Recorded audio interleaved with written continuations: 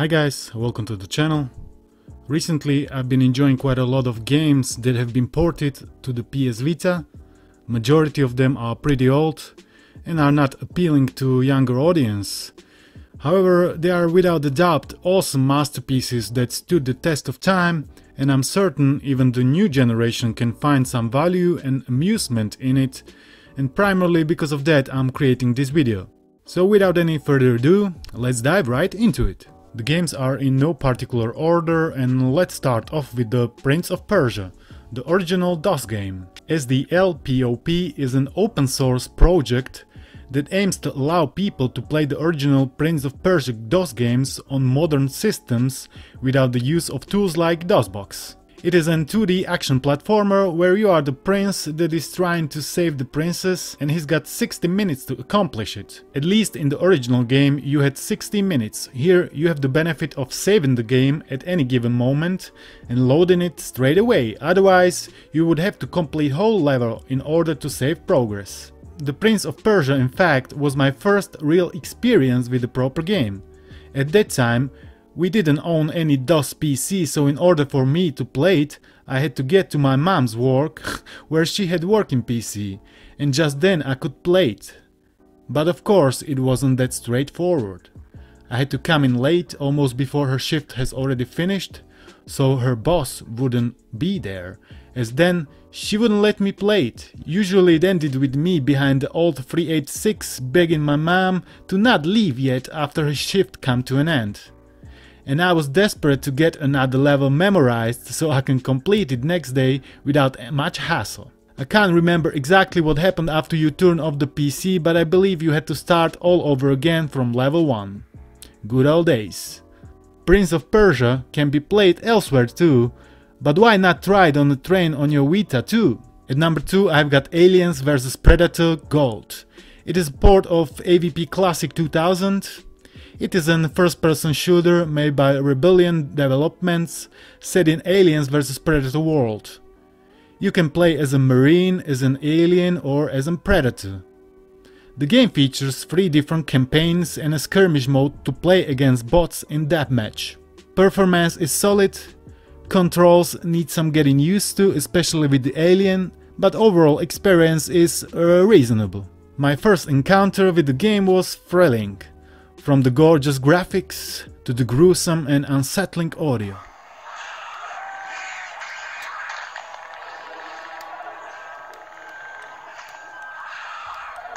My dad bought a PC already, so I could play it at the comfort of my own home with the over-ear headphones to fully immerse myself. Obviously I couldn't afford to buy the game officially at that time. Luckily there was enough cracked copies on the CDs making rounds in the neighborhood.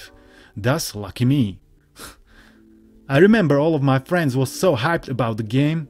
It's awesome, you can play as a predator and slaughter the aliens with the shoulder cannon and blow their heads off, which was pretty rare back in the day. Same like with the alien character, you could bite the human's head off. Pretty intense stuff, I have to admit. Of course, everybody wanted to be a predator as that was the strongest character and you could have the most fun. It felt like normal FPS with some exaggerated abilities like cloak or thermovision. On the other hand, I found the affection for Alien as it was arguably the most diverse experience from the FPS genre. You had to approach it from different angle. More sneakiness and wit was needed to advance effortlessly. The challenge was real.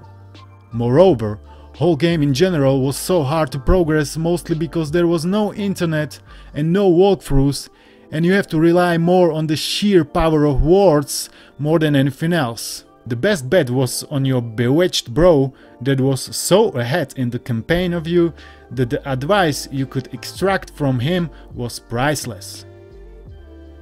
I was pleasantly surprised to see this port made it to the Vita. Special thanks to the Renegatamente, or how it's pronounced, for making it real. In my opinion, Aliens vs Predator still rocks even in 2021. Go play it now on your PS Vita.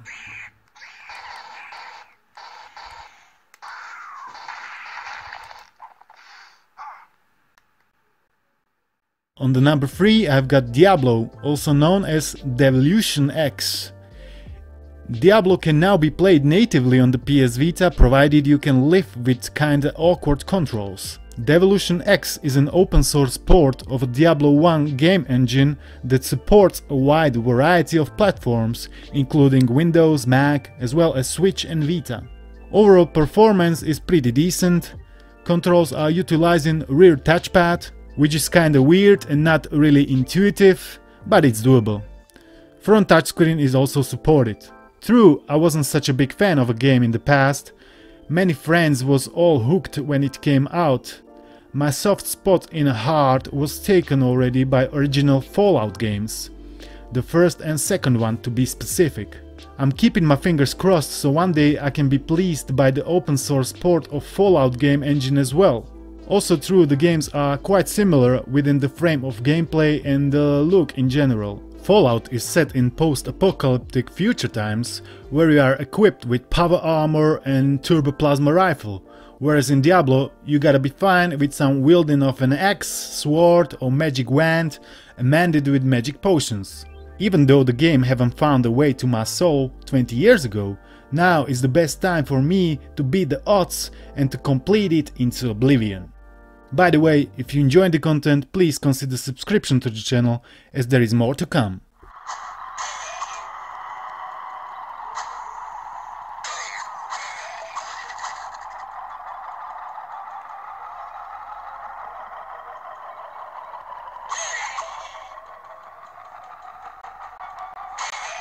Number 4.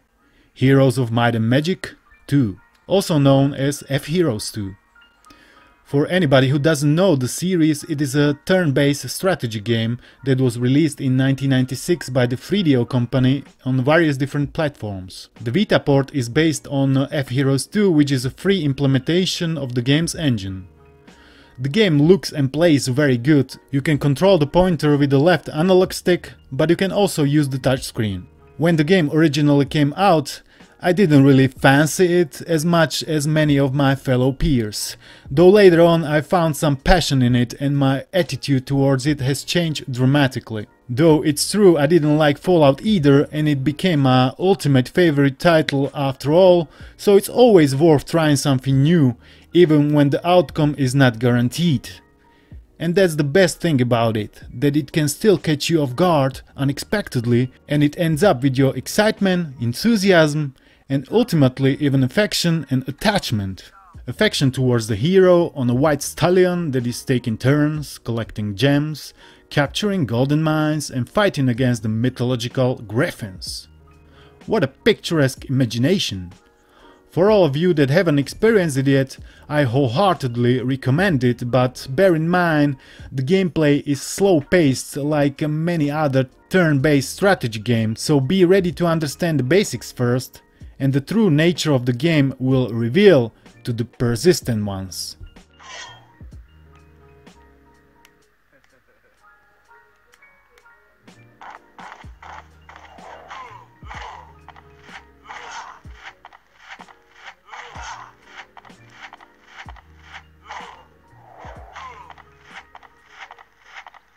I've saved the best for the last. At number 5 we have got GTA 3, another great example of what Vita could have been if Sony wouldn't take a piss. RE3 Vita is a port of RE3, a full reverse engineered reimplementation of Grand Theft Auto 3. It allows you to play GTA 3 on your PS TV or PS Vita after providing game files from your own copy of the game, as we ain't no pirates here. All the hard work has been done by the Flow and the aforementioned Rinengetamante, or whatever it's pronounced. I'm sorry if I butchered your name. It never ceases to amaze me what these guys continue to do to the Vita and to the scene. It's amazing to see not just the Vita to refuse to get extinct, but to flourish at the same time. And it's all because of the casual guys like you and me that still do care about it and keep playing it, alongside more gifted guys like Flow and Rin that still keep new projects coming. I've heard that GTA Vice City is next in a row, so I do really look forward for that one as well. GTA 3 is a stunning game, performance is pretty decent, staying above the 20 FPS mark all the time. I presume there is not much left to mention, The headline says it all: GTA 3 playable on your PS Vita. What a time to be alive! Finally, PS Vita has a fully playable native GTA title running on it, which surely make a whole community astonished and craving for more.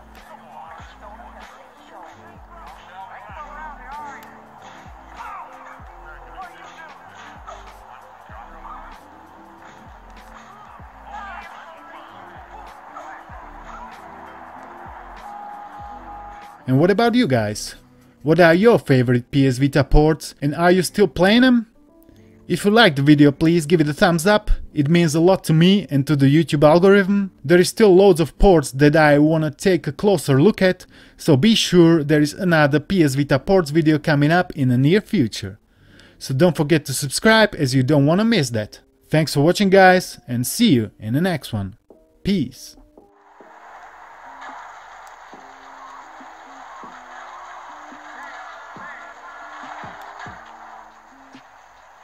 Wasted.